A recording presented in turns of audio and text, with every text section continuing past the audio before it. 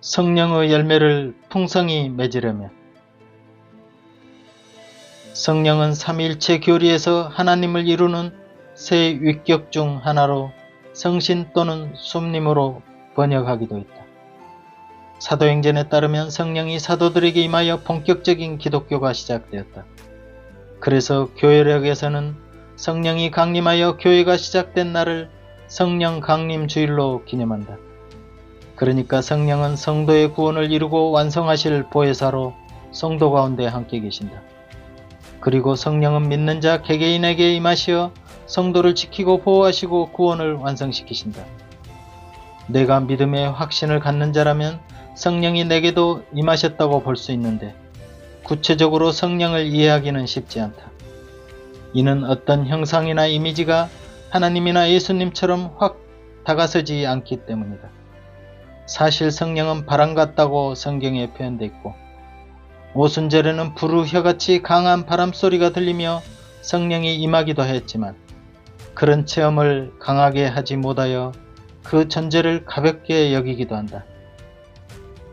그리하여 이왕이면 내 속에 그 강한 성령의 힘을 느껴보고자 애쓰는 경우가 많다. 성경은 베드로가 가로되 너희가 회개하여 각각 예수 그리스도 이름으로 침례를 받고 제사함을 얻으라. 그리하면 성령을 선물로 받을 것이다. 라고 하여 제사함과 침례의 순간 성령이 내게 주어졌다고 말씀하신다.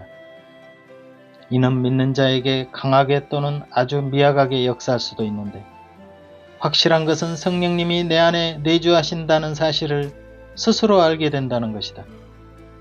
성령의 역사는 사실 내가 주님을 받아들이기 전부터 예정하시어 나를 구원으로 인도하셨다는 사실도 나중에 깨닫게 된다. 성령은 그렇다면 내 안팎에서 어떤 역할을 하시는 걸까? 우리가 성경에서 하나님의 뜻을 찾고자 한다면 성령님이 하시는 일은 참으로 방대하다는 것을 알 수 있을 것이다. 성령은 첫째 모든 진리로 우리를 인도하신다. 그 인도는 구체적으로 죄와 의와 심판에 대하여 세상을 책망하심으로 나를 일깨우신다. 또 장래 일을 알려줄 뿐더러 나의 연약함을 도우시고 중보하신다. 성령님은 친히 내게 말씀하시고 명령도 하시지만 이를 이루가시기 위해 은사를 주시고 성령의 열매를 맺게까지 해주시기도 하신다. 성령은 내게 길을 안내하실 뿐 아니라 모든 것을 가르치시고 모든 말씀을 기억나게 하시고 우리의 연약함을 도우신다. 이 외에도 성령의 역할은 나를 구원의 길로 인도하시기 전부터 역사하시어 죽을 때까지 나와 동행해 주시는 믿음직한 하나님의 능력이시다.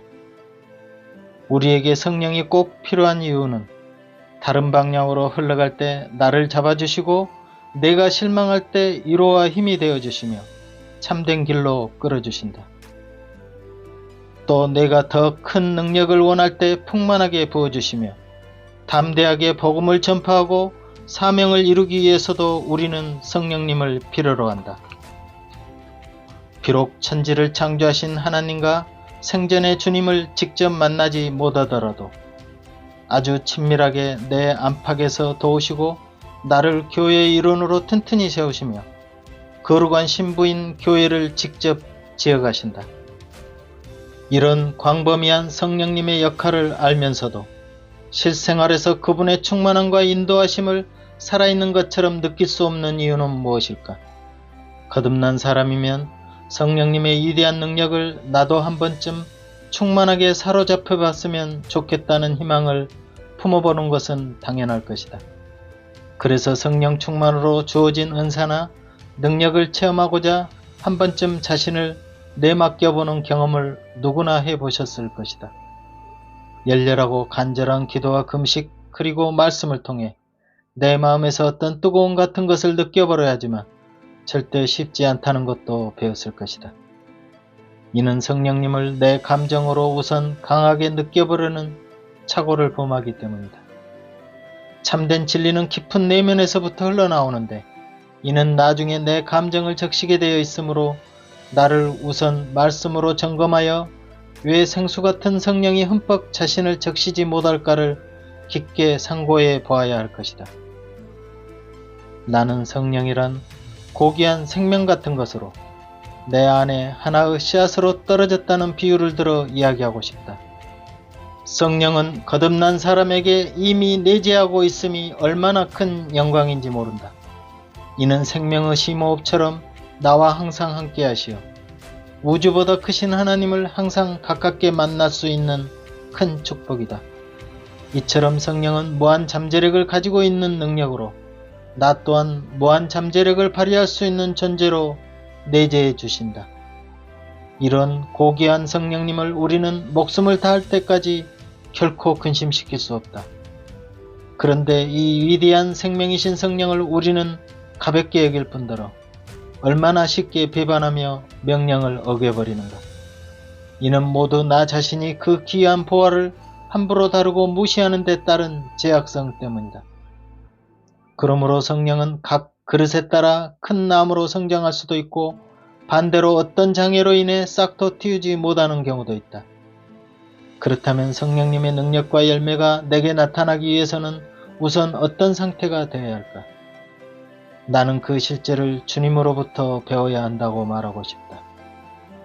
주님은 늘 한 알의 밀이 땅에 떨어져 죽지 아니하면 한 알 그대로 있고 죽으면 많은 열매를 맺느니라 라고 말씀하셨다. 그 생명의 씨앗은 성령의 씨앗과 같은 것으로 무한 잠재력을 지닌 하나님이시다. 그 하나님을 우리는 어떻게 나타내고 풍성하게 열매 맺도록 해야 할 것인가 생각해 보지 않을 수 없다. 이의 첫 단계는 역시 예수님이 보여주신 것처럼 하나의 밀알이 되어 죽고 다시 사는 일일 것이다. 많은 사람은 예수를 이스라엘 왕으로 추대하여 로마군을 쳐부수고 세상을 정복하여 위세를 떨치는 왕으로 생각하였다. 그리고 제자들은 그 권력의 위에서 한 자리 차지하려 했다. 그러나 제자들의 생각과는 완전히 다른 비난과 멸시와 천대와 조롱의 치가 떨리는 죽음의 길을 택하셨다. 그러므로 예수님의 하나의 씨는 죽으심과 부활을 통해 많은 아들을 낳으셨다. 그 증표로서 오늘 우리에게도 생명의 성령을 주시었다. 내가 너희에게 실상을 말하노니 내가 떠나가는 것이 너희에게 유익이라. 내가 떠나가지 아니하면 보혜사가 너희에게로 오시지 아니할 것이요 가면 내가 그를 너희에게로 보내겠다라고 말씀하신 대로 성령이 오신 것이다. 예수님 부활 후 120명이나 되는 성도가 마가의 다락방에서 기도하기를 힘쓰고 있을 때 성령님이 임하셨다.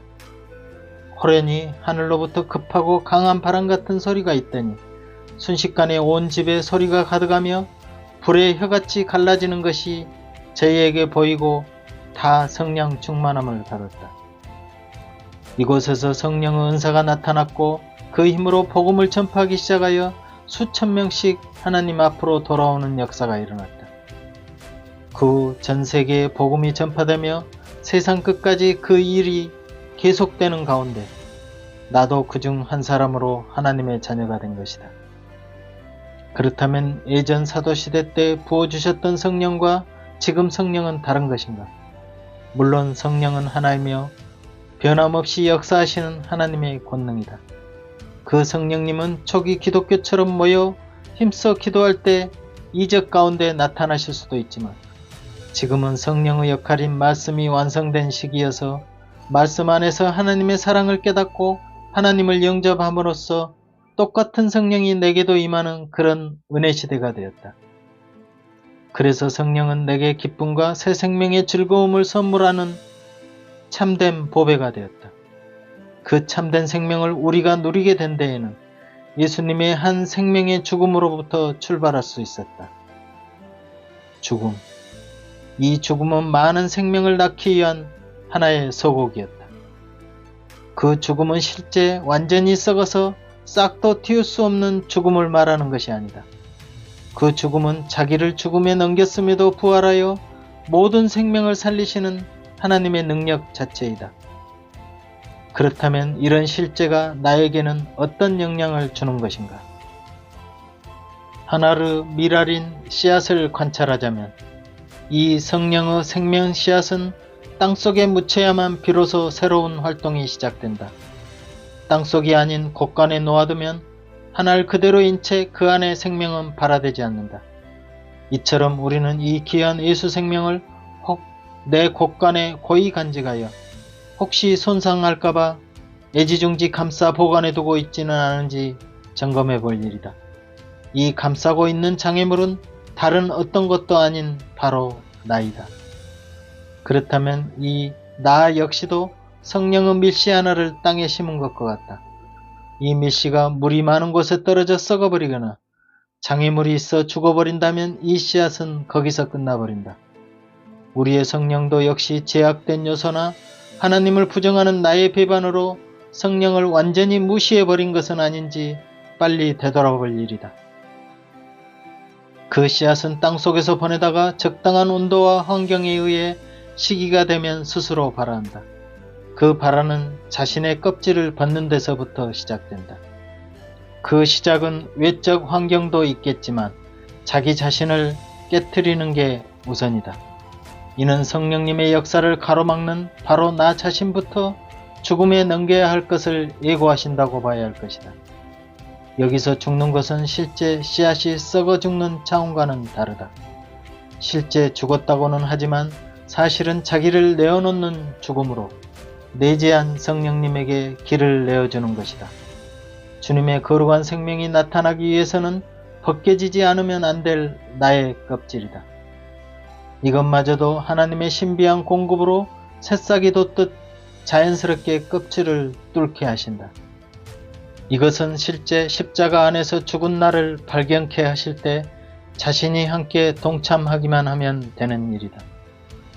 이는 마치 하나의 밀알이 땅에 떨어져 죽는 과정이라고 볼 수 있다. 죽는 것은 곧 내가 십자가 안에서 이미 죽은 나를 간주하는 것으로 실제 내가 죽었다는 사실을 믿는 믿음이며 이것이 곧 나의 생활 속에 녹아날 때 곧 성령님께서 역사하시는 계기가 만들어진다. 내 속에 감싸고 있는 성령으로는 한 알 그대로 밀알에 그칠 수 있다. 우리는 십자가 앞에 자신이 완전히 죽었음을 자복할 때 충만한 성령의 힘을 배우게 될 것이다. 이렇듯 하나의 씨앗이 껍질을 벗고 땅을 뚫고 나와 새싹을 틔우고 크게 나무로 자라는 모습을 상상해보자. 한 개의 계란이 껍질을 벗고 귀여운 병아리가 꿈틀거리며 세상에 나오는 것을 상상해보자. 햇빛을 가린 검은 먹구름이 비켜나자 거대하고 웅장한 햇살이 찬란하게 온 세상을 비추는 광경을 상상해보자. 나무에 달린 뇌고치 속 애벌레가 봄이 되면 그 껍질을 벗고 나와 날개를 털고 하늘을 나는 나비를 상상해보자. 하나의 작은 공이 껍질만 터트린다면 무한한 우주 공간과 하나 되는 것을 상상해보자. 거대한 우주의 힘이 나의 심호흡을 통해 내 깊은 속을 통과하여 온몸에 넘치는 그 하나됨을 상상해보자. 나를 깨는 순간 온 하나님의 충만은 바로 나의 충만이 된다. 온 우주를 창조한 하나님의 신성이 곧 나의 신성과 맞닿게 된다. 이는 나의 경계를 허물었을 때이다. 이것이 곧 하나님과 내가 하나 되는 길이며 충만하신 하나님을 내가 스스로 느낄 수 있는 단계이다. 모든 생명은 우선 자기 껍데기를 깨는 작업부터 시도한다. 나는 그리스도 생명이 온 세상에 충만하기 위해서는 나의 껍질부터 부서져야 한다. 여기서 나는 십자가에 못 박힌 옛 나이다. 이것은 이미 깨 부서져 있다. 아니, 이미 나는 깨어진 자다. 이미 나는 십자가 안에서 죽고 생을 마친 자이다. 이 각성을 시시때때로 암시할 때 나는 그때마다 새롭게 태어난다. 새롭게 부활한다. 새롭게 하늘을 난다. 새롭게 하늘과 내가 하나가 된다. 그 세계는 무한 광대한 능력으로 둘이 아니고 하나 된 세계이다.